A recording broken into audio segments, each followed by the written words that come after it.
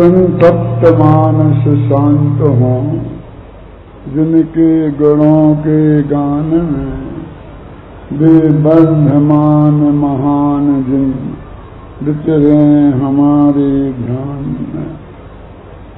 ये दीक्षांत समारोह क्या है, पहले थोड़ा हम ये समझें। जब भारत आजाद हुआ था तब तो हर साल विश्वविद्यालयों में दीक्षांत समारोह बड़े उत्साह के साथ मनाए जाते थे। राष्ट्रपति जी आते थे, प्रधानमंत्री जी आते थे, लेकिन आजकल धीरे धीरे वो सब समाप्त जैसा हो गया है। क्यों हो गया है उसके भी कारण हैं, लेकिन उनकी चर्चा करने का ये अवसर नहीं है। तो ये दीक्षांत समारोह क्या है? हमारे देश में प्राचीन भारत काल में तक्षशिला का महाविश्वविद्यालय, नालंदा का विश्वविद्यालय, ये वास्तविक विश्व प्रसिद्ध विद्यालय थे और सारे विश्व से विद्यार्थी इन विद्यालयों में शिक्षा ग्रहण करने आते थे। सर्वसाधारण की तो उस वक्त गति नहीं थी, लेकिन राजाओं महाराजाओं के लड़के, बहुत बड़े बड़े लोगों के लड़के जो समय के थे, वो सब इन विद्यालयों में प्रवेश करते थे। ये विद्यालय छात्रावासी विद्यालय थे, वहीं रहना, वहीं पढ़ना लिखना। और एक दफे आए तो जब तक शिक्षा पूरी ना हो जाए तब तक उसकी बाउंड्री के बाहर निकलते नहीं थे। पर गुरु जी की मार्गदर्शन में, उनकी आज्ञा में वे राजकुमार लोग वहां पढ़ते थे। जब वे लोग पूरा शिक्षा समाप्त कर लेते थे तो अपने अपने घर जाते थे। तो एक उत्सव हुआ करता था जिसे कहा करते थे दीक्षांत महोत्सव, कि दीक्षा के अंत में किया जाने वाला महोत्सव, उसे वो दीक्षा कहते थे। आज तो हम दीक्षा शब्द सुनते हैं तो हमें लगता है कि हमको कपड़े खोल के नग्न दिगंबर होना पड़ेगा, हम उसको दीक्षा कहने लग गए। शिक्षा और दीक्षा, तो 5 साल की जो पढ़ाई है वो उनकी शिक्षा थी, और अंत में जो मार्गदर्शन गुरु के द्वारा प्राप्त होता था कि तुम्हें अपने जीवन में इसका उपयोग कैसे करना है, उसको बोलते थे दीक्षा। तो वो दीक्षा के अवसर पर जो व्याख्यान उनका होता था, किनका, जो बड़े बड़े गुरु थे, अपने अपने विषय के विशेषज्ञ विद्वान थे, तो उसे दीक्षांत भाषण कहा जाता था। आज भी हमारा शिविर ऐसा ही है। आप लोग आए हैं और लोग कहते हैं कि ये क्या शिविर, तो हमने बहुत सुने थे, लेकिन ये क्या प्रयोजन है? तो भाई साहब, ये जैन धर्म कैसे पढ़ाना, ये सिखाने का शिविर है। फिर एक दफा ध्यान दो, जैन धर्म को बच्चों को कैसे पढ़ाना, इस बात की विधि यहां समझाई जाती है। इसलिए इसका नाम है प्रशिक्षण शिविर। लोग, और देखिए आज के इस जमाने में ऐसी स्थिति हो गई है कि बच्चों के पास बिल्कुल समय नहीं है। उनकी पढ़ाई का कोर्स इतना बड़ा है कि उनकी पुस्तकों का वजन कभी कभी उस विद्यार्थी के वजन से भी ज्यादा हो जाता है, उसे उठाना मुश्किल हो जाता है। और सरकारी स्कूलों में, सरकारी क्या, जो आज के शिक्षा के बड़े बड़े केंद्र हैं, जहां से IAS ऑफिसर बन के निकलते हैं, ऐसे बड़े हैं, तो उनमें इतना अनुशासन है, इतना प्रशासन है कि उन विद्यालयों में वो ज्ञान उन्हें सिखाया जाता है। हाँ, तो ऐसे ही जैन दर्शन को हम कैसे पढ़ाना, लौकिक शिक्षा कहाँ से कहाँ पहुंच गई, और अभी हमारा वही जमाना चल रहा है। मंदिर की किसी दालान में बैठकर एक पुराना पंडित 10-20 बच्चों को घेर कर पढ़ाता है और कहता है ये भक्तांबर जी है, कल इसके 4 छंद याद करके लाना, नहीं लाएगा तो मैं तेरे को ब्रंच पे खड़ा कर दूंगा। अबे गधे, तू समझता क्या है? यदि तूने याद नहीं किया तो मैं तुझे मुर्गा बना दूंगा। माने आज के अध्यापक हमें गधा समझते हैं और मुर्गा बनाने की सोचते हैं, न हमें आदमी समझते हैं और न आदमी बनाने के सोचते हैं। ये महाभाग्य की बात है कि हमें एक ऐसा गुरु मिला जिसने हमें भगवान कहा। बधा भगवान छे और बधा भगवान खाओ, सभी स्वभाव से भगवान हैं और सभी पर्याय में भगवान बने। यानी हमें भगवान जाना और माना और भगवान बनाने की सोची। तो हमारी इस विद्या में कि जो हमारे पास एक कमरा भी नहीं है जिसमें हम कुछ एक चार्ट टांग सकें, जबकि लौकिक पढ़ाई के लिए गांव-गांव में के स्कूलों में प्रयोगशालाएं हैं। यदि वो विज्ञान पढ़ाते हैं तो लाखों रुपए के बजट से एक प्रयोगशाला होती है। उसमें ये पृथ्वी घूमती है कि नहीं घूमती है, इसे बताने के लिए वे पृथ्वी को घुमा घुमा के बताते हैं। ऐसे वो बनाए हुए हैं मॉडल। और हमारे पास एक ऐसा नहीं है कि यहाँ जम्मू द्वीप का नक्शा टांगने की जगह नहीं है, न नक्शा। तो ऐसे कैसे पढ़ाई चलेगी? यदि हमें जैन धर्म को भी पढ़ाना है तो उसमें आधुनिक सुविधा के हिसाब से हमें कुछ न कुछ संशोधन अवश्य करना पड़े। तो मैं आपको दीक्षांत समारोह की बात कर रहा था तो दीक्षांत समारोह क्या है? आपने एक किताब का नाम सुना होगा जिसका नाम है कादंबरी। है कोई एक आध आदमी जिसने नाम सुना है? कादंबरी उस किताब का नाम है जो विश्व में सबसे अधिक भाषाओं में जिसके अनुवाद हुए हैं, बिक्री हुई, भारत की नहीं विश्व की सर्वश्रेष्ठ उपन्यास। उपन्यास तो समझते हैं ना, गुजराती में जैसे नवल कथा कहते हैं, मराठी में तो कादंबरी ही कहते हैं और हिंदी में अपन उपन्यास कहते हैं। तो कादंबरी एक कथा शास्त्र है। जिस कवि ने वो कादंबरी लिखी तो उसमें उसने एक विश्वविद्यालय का वर्णन किया और विश्वविद्यालय के दीक्षांत समारोह का वर्णन किया। और दीक्षांत समारोह में उसके आचार्य ने भाषण में क्या कहा था वो भी 2-4 पेज लिखे। वो दीक्षांत भाषण कादंबरी नाम की पुस्तक में है। कादंबरी के बारे में आपने नहीं सुना, लेकिन हम संस्कृत के विद्वान सब जानते हैं कि कादंबरी रसज्ञानाम आहारोपि न रोचते।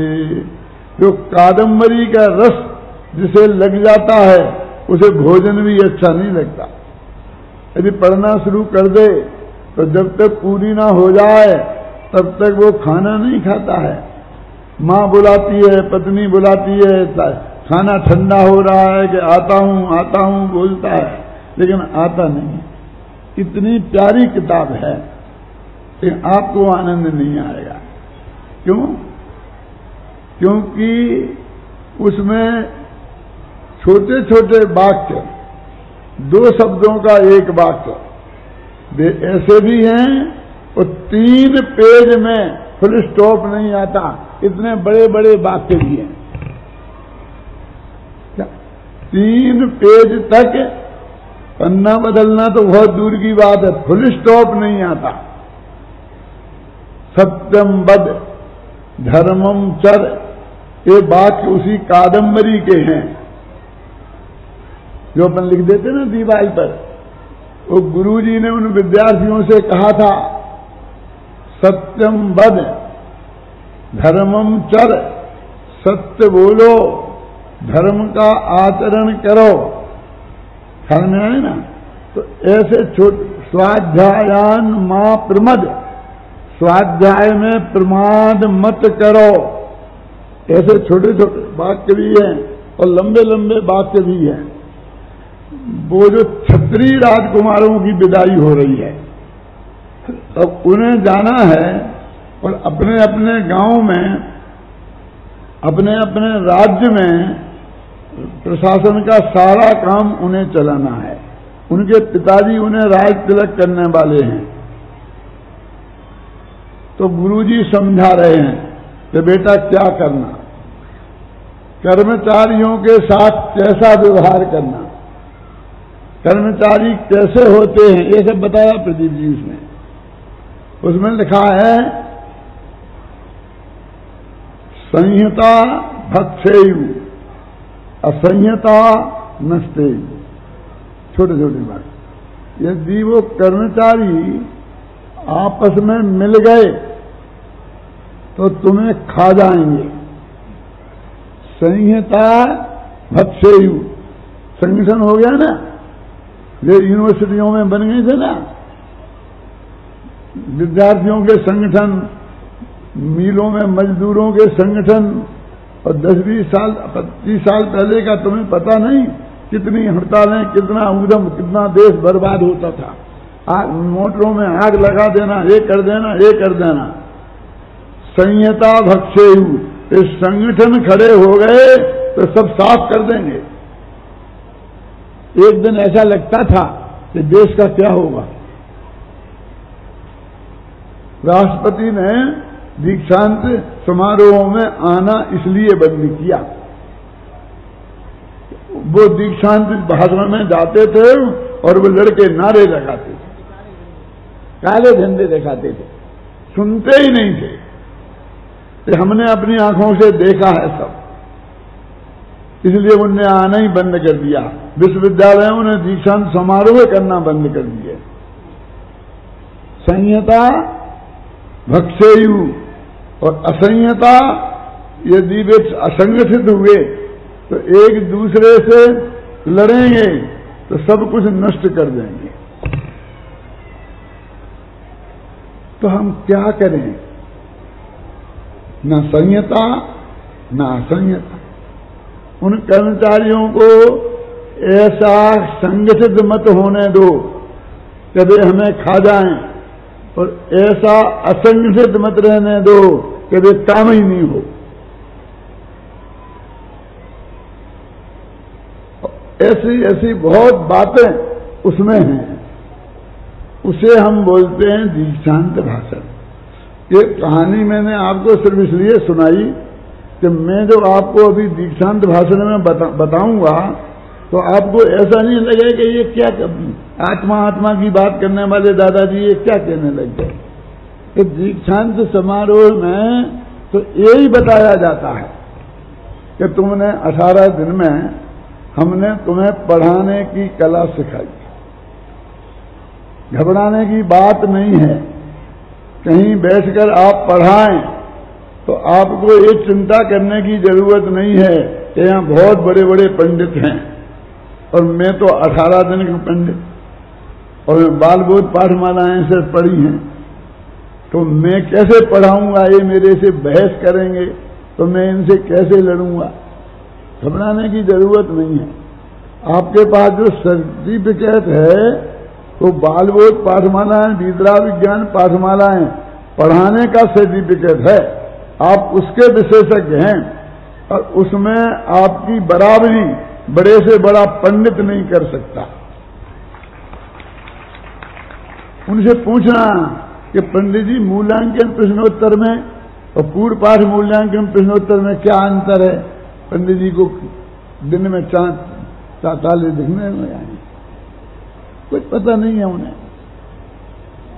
जो चीजें हमने आपको सिखाई हैं कि प्रश्न सामूहिक होता है और उत्तर व्यक्तिगत होता है, वो उन्हें कुछ पता नहीं।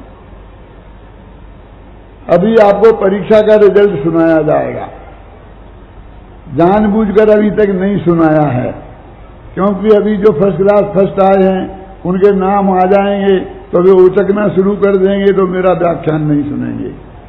और जिनका नंबर कम आए हैं तो वे इतने निराश उदास हो जाएंगे, तो वे भी मेरी बात क्यों? इसलिए हम वो अभी बाद में आपको बताने वाले हैं। लेकिन एक बात आपसे कहे देते हैं कि आपका भले ही सबसे नीचे से फर्स्ट क्लास नंबर आया हो, समझ में आया? नीचे से माने क्या कि इन जो 400 विद्यार्थियों में हैं आपका नंबर 400वां हो, तो भी अपने गांव में तो आप सबसे बड़े विद्वान हैं, क्योंकि वहां कोई दूसरा है ही नहीं। और एक कला जो आपने सीखी है, ये विद्या जो आपने सीखी है, उस विद्या को जानने वाला तो कोई है ही नहीं। अब जब पढ़ाएंगे तो लोग देख देख के आश्चर्य करेंगे। मैं तो एक बात कहता हूं, एक दिन आपके पास 5-10 विद्यार्थी आए, ये समाज की ड्यूटी है कि वो आपके पास बच्चों को भेजे, लेकिन दूसरे दिन से फिर समाज की ड्यूटी नहीं है। आप अपनी कला से, अपनी विद्या से इतना प्रसन्न करें उन बच्चों को कि दूसरे दिन घर वाले रोकें तो न रुकें और पड़ोस से 4 बच्चे लाएं। वो कला आपको यहां सिखाई गई है, ऐसा आप कर सकते हैं। हिंदुस्तान की सबसे अधिक भाषाओं में अनुवाद होने वाली एक किताब और है, उसका नाम सुना? पंचतंत्र। 135 भाषाओं में अनुवाद हुए हैं उसके। वो पंचतंत्र क्या है? एक राजा था, उसके 500 राजकुमार थे, एक से एक नालायक उद्दंड, किसी की सुना ही नहीं। उन्हें कोई अध्यापक पढ़ा नहीं सकता था, पढ़ाने आता था तो चुटकियों ही चुटकियों में उसकी हंसी उड़ा उड़ा के उसे भगा देते थे। कोई टोपी छीन लेता था, कोई चप्पलें गायब कर देता था, कोई कुछ करता था। जितनी उद्दंडताएं हो सकती थी वो सब कर। राजा बहुत परेशान आया, बहुत अध्यापक रखे, लेकिन सब फेल हो गए। तो एक विष्णु शर्मा नाम का विद्वान आया, उस किताब का लेखक है विष्णु शर्मा। और उससे राजा ने कहा, डोंडी पिटवाई राजा ने, कि जो विद्वान मेरे बच्चों को पढ़ाएगा, राजनीति सिखाएगा, उसे मैं अपना आधा राज्य दे दूंगा और अपनी लड़की से उसकी शादी कर दूंगा। पुराने जमाने में ऐसा होता था, आधा राज्य और लड़की से शादी। वो विष्णु शर्मा नाम का पंडित आया, उसने कहा मुझे ना आपकी लड़की से शादी करना है और ना आपका आधा राज्य चाहिए, लेकिन आप चाहो तो मैं आपके बच्चों को पढ़ा सकता हूं। कि साहब हमारा तो मोक्ष हो जाएगा, तो मैं एक दिन आप अपने बच्चों को मेरे एक पाठशाला में भेजो, बस दूसरे दिन से आपकी कोई जिम्मेवारी नहीं। क्या? कि ठीक है। पढ़ाई शुरू हुई। पहले दिन गुरुजी ने पढ़ाया कि देखो भाई, एक राजा था, वो ऐसा था, ऐसा था, ऐसा था। कहते कहते बोले कि मैं तुम्हें सुनाऊंगा तो बहुत अच्छी तरह से, लेकिन इतना ध्यान रखना तुम ऐसा मत करना जैसा उस नाई ने राजा के साथ किया था। क्या किया था नाई ने राजा के साथ? कि कल। और दूसरे दिन से सब आगे बैठे नाई और राजा की कहानी सुनने के लिए। तो फिर कहानी सुनाई और सुनाते सुनाते उनने अंत में कहा, तुम ऐसा मत करना जैसा उस सियार ने उस शेर के साथ किया था। कि कैसा किया था? कि कल। समझे ना? और वो उन पशुओं की कहानियों के माध्यम से सारी राजनीति सिखा दी कि किस तरह लोग धोखा दे सकते हैं, तुम्हें किस तरह उस धोखे का सामना करना चाहिए, किस तरह के लोग आते हैं। अब समझ में वो सारी चीजें उस पंचतंत्र नाम की किताब में मिलेंगी। हमने तो पढ़ी थी अपनी 10-12 वर्ष की उम्र में। अब आजकल कोर्स में से हटा दी मेरे ख्याल से। कितनी उपयोगी किताब थी, समझे ना? तो आपको ये विद्या सिखाई गई है। एक देखो, सुनो, दुनिया में कोई काम रेगुलर रूप से करें, नियमित रूप से करें, इसकी बहुत बड़ी कीमत है। कोई भी काम क्यों ना हो, यदि आप उसमें नियमित हैं तो आपको सफलता अवश्य मिलेगी। मैं इस सिद्धांत को मानने वाला हूं कि 91वां शिविर है ना,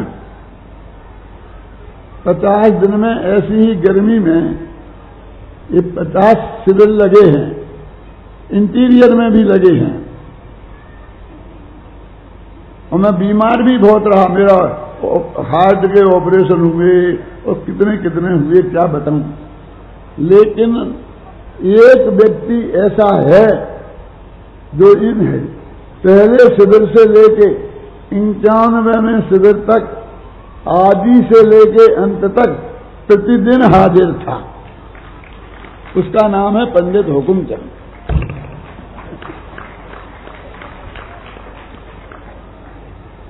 तुमको नंबर मिलते हैं ना, काहे के? अधिकतम हाजिरी के।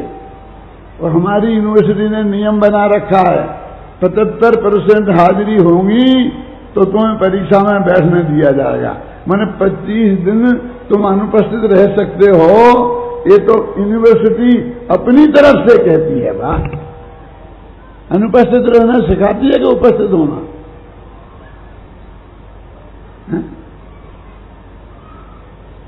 हमारे इन दिनों में कई सिद्धांत हमने ऐसे निकाले हैं, आप समझ रहे हैं ना। जैसे कि मान लीजिए कि कभी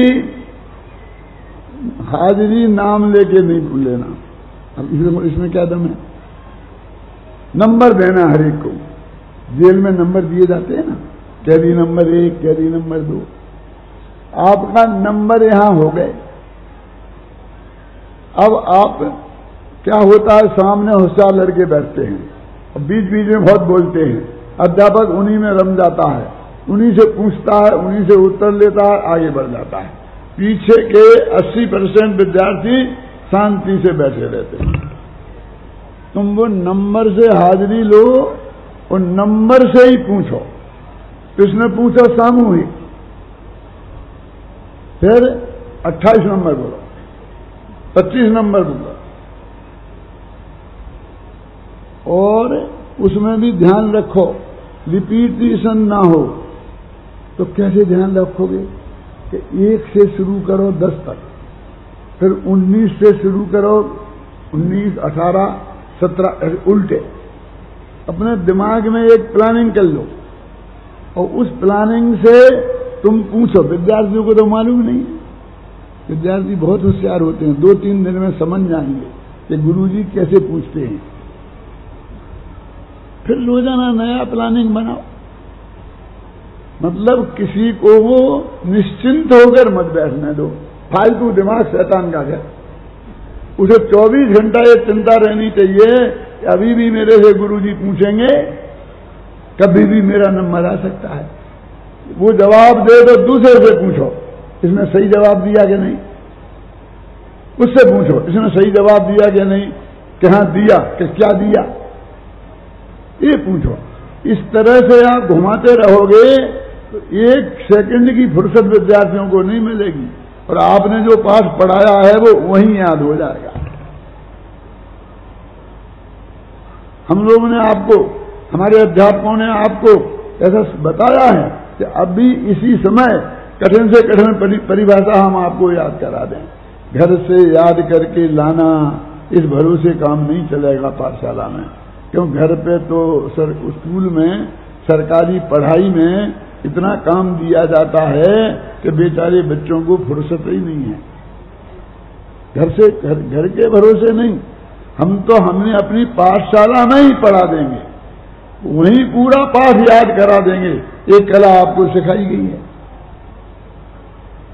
कि जो परिभाषा आप पढ़ाओ वो वहीं सिखा दो, और आपकी परिभाषा में नाटक का आनंद आते रहना चाहिए। विद्यार्थी को ऐसा नहीं लगे कि आज तो आ गए तो फंस गए, अब कल नहीं आएंगे। उसे ऐसा लगे कि आज तो बहुत मजा आया, अब कल कब आएगा जब मैं यहां आऊंगा। तो आपने ये कला सीखी है, अब आप अपने गांव में जाएंगे तो हरेक को तो एक सी पाठशाला पढ़ाने को मिल नहीं जाएगी। हरेक के संयोग अलग हैं, कहीं बहुत विद्यार्थी होंगे, पहले से पाठशाला चलती होगी, आप पढ़ाएंगे तो आपको बहुत स्वागत करेंगे। कहीं ऐसे भी होंगे कोई मंदिर में ही नहीं बैठने देगा, कोई डालान में भी नहीं बैठने देगा। तो अपने घर पर पढ़ाओ, बच्चों को पढ़ाओ, अड़ोस पड़ोस के बच्चों को इकट्ठा करो। कैसे ही करके आप पाठशाला पढ़ा सकते हैं कि नहीं पढ़ा सकते हैं, आप समझें। आप अपनी कला का उपयोग करो, खाली नहीं बैठो कि हम क्या करें साहब, हमारे यहाँ तो बहुत खराब परिस्थितियां हैं। हमने जब इस देश में काम शुरू किया था तब तुम्हें नहीं मालूम कितनी खराब परिस्थितियां थी। हम भी कई दफे गद्दी पे से उठाए गए, ऐसे ही नहीं बड़े पंडित बन गए। समाज की स्थिति बहुत विचित्र है, ख्याल में आए ना। जो रोजाना भगवान जैसी स्थिति करती है, एक दिन आपको हटाने एक दिन नहीं लगता है, समझ नहीं ना, ऐसी स्थितियां बनती हैं। तो हमें ये नहीं सुनना है कि आपके गांव में क्या स्थिति है, हमें तो ये बताओ कितने बच्चे पढ़ के तैयार हुए। आपने कहा कि 25 विद्यार्थी परीक्षा में बैठे, तो हमने कहा धन्यवाद। कि आप पूछो तो कैसे और हमें क्या क्या दिक्कत आई कि हम सब जानते हैं, हमें कुछ नहीं पूछना, क्योंकि हम समाज को जानते हैं ना कि क्या क्या दिक्कतें आई होंगी सुमत जी, वो हम सब जानते हैं। और तुम सफल हो गए तो पास हो। यहाँ के नंबरों से अभी ये तुम्हें सुनाएंगे, और फर्स्ट डिवीजन, सेकंड डिवीजन, कुछ पास मार्क्स नहीं। पास तो तब हो गए कि जब तुम उन बच्चों में आकर्षण पैदा करोगे, और जब तुम्हारी पाठशाला का बच्चा माँ बाप रोकें तो नहीं रुके और तुम्हारे पास पढ़ने आए, उस दिन तुम पास होगे। तुम्हें अब बच्चों पर कोई लादना नहीं कि तुम आलू नहीं खाओगे, ऐसा कभी नहीं कहना। क्या कह रहे? आलू का स्वरूप समझाना, अनसने पानी का दोष बताना, कितने जीव एक बूंद में हैं, वो फिल्म हो तो वो दिखाना, बोलना नहीं, तो अपने आप छोड़ेगा। ऐसा नहीं हो कि माँ बाप इसलिए बच्चे को भेजना बंद कर दें क्योंकि अभी हाल तुम उसे त्यागी बना दोगे। ऐसा हुआ है कि हमारे शिविरों में हमारे बच्चे आए और उनने आलू जमी करने छोड़ दिए, और घर पे गए तो माँ बाप तो खाते थे, तो भी उलाहना देने आए कि हमारे बच्चों को तुमने बिगाड़ दिया, अब ये आलू नहीं खाते हैं और हम खाते हैं। तो बे बाप हमारे पास आए तो हम ये पूछो उससे क्यों नहीं खाता है, हमने तो नहीं कहा, तो उनने ही छोड़ दिए। दूसरों की बात नहीं है। मेरे घर में सग्गा मेरा छोटा भाई, उसके बच्चे, हमारा शिविर था, कहाँ था? कारंजा के पास। उधर कौन सा गांव था? बासिम।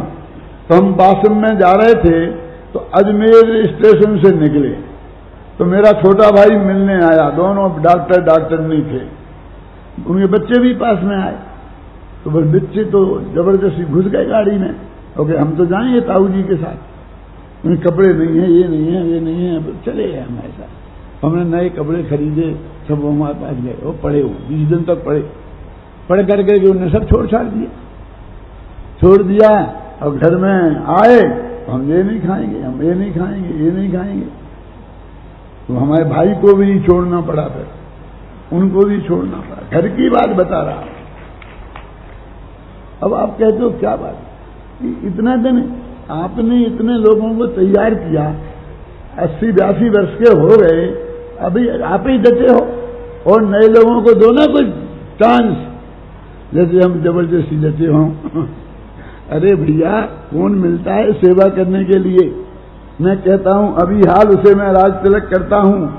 खड़ा होके कोई कहे कि मैं जीवन में ये किसी भी प्रशिक्षण शिविर में एक दिन भी अनुपस्थित नहीं रहूंगा, कहे तो इसलिए समर्पण तो हो। फिर अब क्यों किया? तो अपने बुंदेलखंड में एक कहावत है कि पिसी पछोनी कैसे भई, कि कहूं न मिले तब घर से बई। इसका अर्थ यहां बुंदेलखंड में बताना पड़ेगा, सारी दुनिया में तो बताना पड़ता था। एक किसान का गेहूं बोने का समय निकल गया, और लेट बोया तो लेट फसल आएगी ना, सबकी फसल आ गई और उसकी नहीं आई। इसको बोलते हैं कि इसी माने गेहूं, और पिछोनी माने लेट बोना। कैसे भाई, क्यों कैसे हो गई ये, तुम लेट क्यों हो गए? वो बोला क्या करूं, बीज नहीं मिला। वो साहूकारों के पास गया, जिसके पास गया उसी ने मना कर दिया, तो कैसे बोता? तो फिर तुमने बोई कैसे? आखिर लास्ट में बोई ना, क्या घर का मटका खोला, उसमें से निकाली और उसमें पर बोया। तो तुम्हारे घर में रखी थी तो सबसे पहले बोने थी कि नहीं, जब बाहर से मिल जाए बीज तो किसान कहता है घर से क्यों बोऊं? समझे ना? तो पिसी पिछोनी कैसे भई, कि कहूं ना मिली तब घर से बई। हमारा भी ऐसा ही हुआ, सारे देश में खोजा कि कोई ऐसा मिल जाए इस काम को संभालने वाला। जब नहीं मिला तो हमने अपने ही बच्चों से कहा, बेटा ये हमारे पास जो है ये संपत्ति नहीं है क्या? सोना चांदी ही संपत्ति होता है क्या? मकान ही संपत्ति होता है क्या? ये जो हमारे पास एक कला है, हमारे पास एक तत्व ज्ञान है, ये कोई अद्भुत चीज नहीं है? यदि है तो तुम इसे क्यों नहीं लोगे?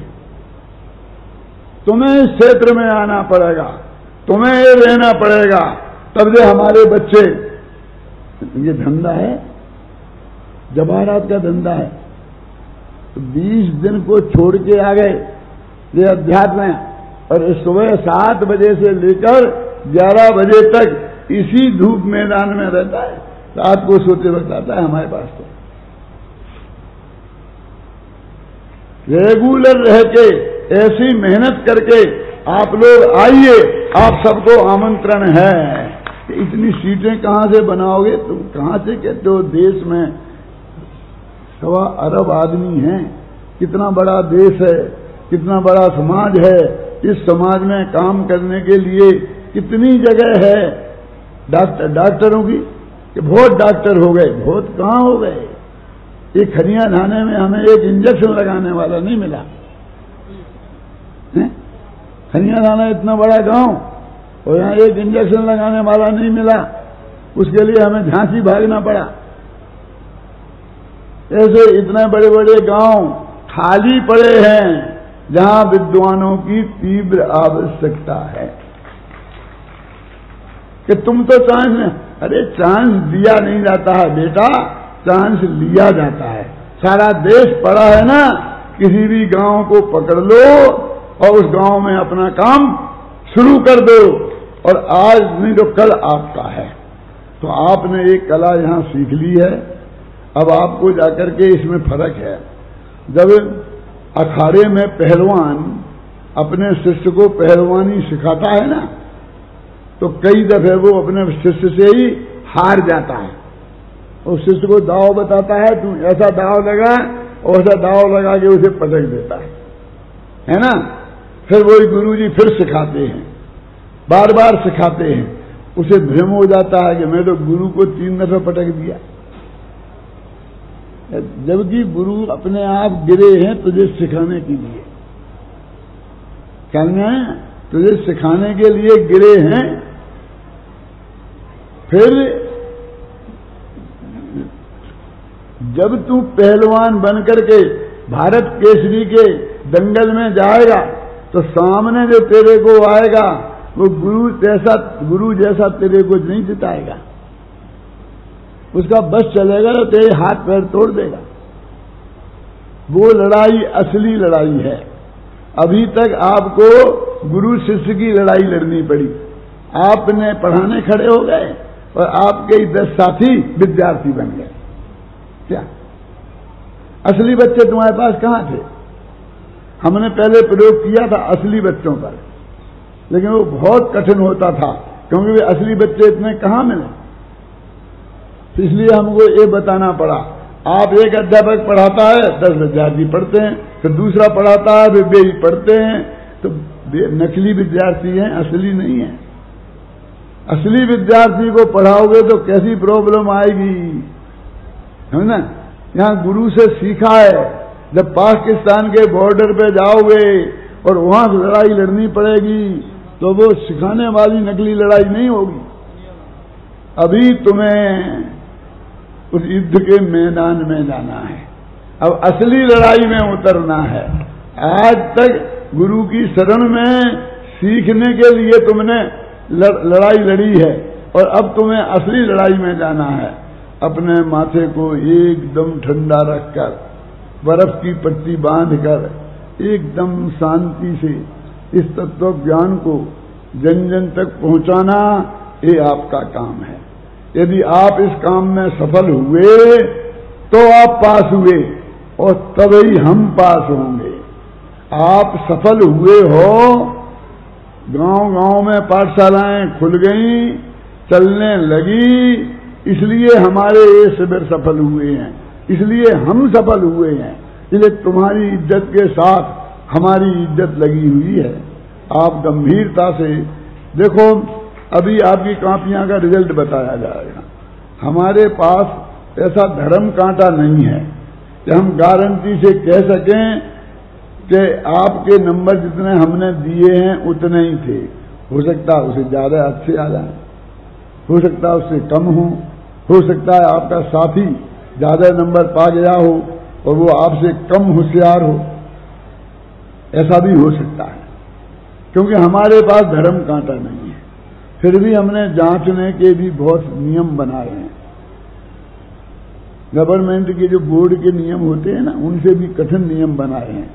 हम भी किसी को कॉपियां घर पे जांचने को नहीं देते हैं, एक कमरे में बंद करके बैठाते हैं, वहीं चाय पानी का इंतजाम करते हैं, यहीं जांचो। एक एक को 10-10 कॉपियां देते हैं, जांच के हमें वापस दे दो, फिर दूसरी कॉपियां देते हैं। बहुत कड़काई पर ट्रेनिंग दी है। फिर ये इंजेक्शन लगाया है कि धर्म के क्षेत्र में तुम आए हो, यहां बेईमानी करके क्या करोगे। यदि तुम धर्म के क्षेत्र में भी ईमानदार नहीं रह सके तो फिर दुनिया में कैसे ईमानदार रहोगे। इस तरह हम उनको तैयार भी किया है, और हमारा विश्वास है कि हमने जो रिजल्ट तैयार किया है, 1 बजे रात को हमने फाइनल किया है। आए थे हमारे पास आपके ये शांति कुमार जी, कमल चंद जी, ये सब जो बड़े बड़े कार्यकर्ता हैं, वो बिल्कुल सही किया है ऐसा हम समझते हैं।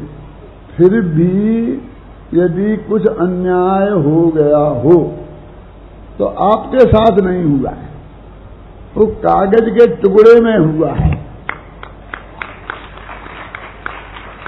क्योंकि यदि आप फर्स्ट क्लास हैं तो आपको वो जो ज्ञान अर्जित हो गया है उसे तो कोई माई का लाल छीन नहीं सकता। हम किसी को नंबर कम दे सकते हैं, ज्यादा दे सकते हैं, लेकिन ज्ञान जो आपने ले लिया है उसको तो नहीं ले सकते हैं। इसलिए आप उसकी चिंता नहीं करना। इससे आपको जाके IAS की नौकरी नहीं मिलने वाली है, कलेक्टर नहीं बनने वाले हो। इतने इस सर्टिफिकेट का आपके नैतिक उत्थान के लिए है, उसमें तुम ईमानदार नहीं रह सको, उसके प्रति इतने सेंसिटिव हो जाओ, क्या अपने उन गुरुओं ही पे आरोप लगाने लग जाओ कि हमारे नंबर कम दे दिए जाते? नहीं, वो तो हम आपका व्यवस्था जो संभव है सब की है, फिर भी आपको जो ज्ञान प्राप्त हो गया है वो आपकी निधि है। उस निधि का उपयोग आप अपने हित में, समाज के हित में, बच्चों के हित में उस कला के द्वारा पढ़ाएं और ये तत्व ज्ञान को जन जन तक पहुंचाने के काम में सहयोग दें। मैंने आज पूछा था, कल आपको परिचय दिए गए थे, कितने परिचय आए अध्यात्म? नहीं बता सकते ना? कम आए हैं, आए नहीं हैं। पहले के हर शिविर में इतने परिचय आते थे, कम से कम नई 25 पाठशालाएं गारंटी से खुलती थी, अभी भी खुलेंगी। लेकिन क्यों नहीं दिए हैं आपने पत्र? ये समझ के बाहर की बात है। आप एक दफे वो पत्र हमें दें, उन पत्रों को यहां हम पढ़ के सुनाएंगे कि कितने लोगों ने पाठशाला चलाने का संकल्प किया है, कितने लोगों ने नई पाठशाला चलाने का संकल्प किया है। वो हमारी उपलब्धि है, क्योंकि उस उपलब्धि के माध्यम से ही एक ज्ञान का यज्ञ आगे बढ़ेगा। आप लोग बहुत सफलता के साथ यहाँ आए हैं, जो सीख करके जाएं, अपने गांव में उसका प्रयोग करें। इस मंगल भावना के साथ मैं अपनी बात समाप्त करता हूं।